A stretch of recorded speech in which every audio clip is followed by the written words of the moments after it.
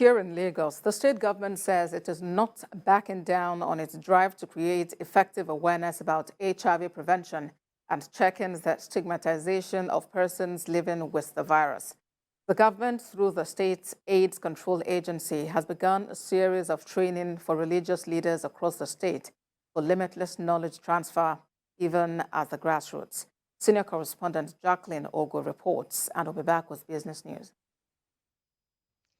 A 2018 statistic says 1.8 million people in Nigeria are living with the AIDS virus HIV, and 120,000 of them are in Lagos.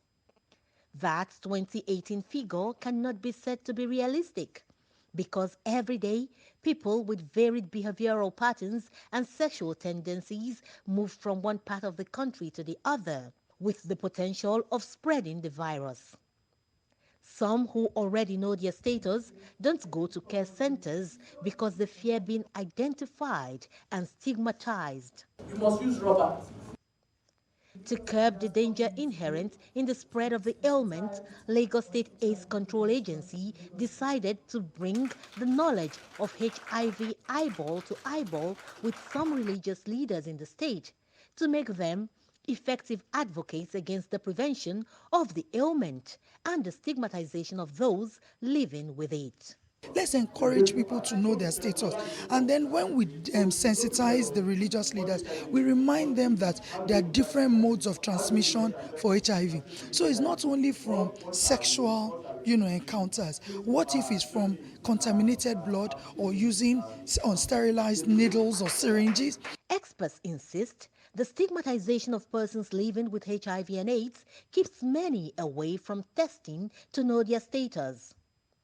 Some living with a health condition come down with mental illnesses because people vilify them instead of empathizing with and supporting them steadily.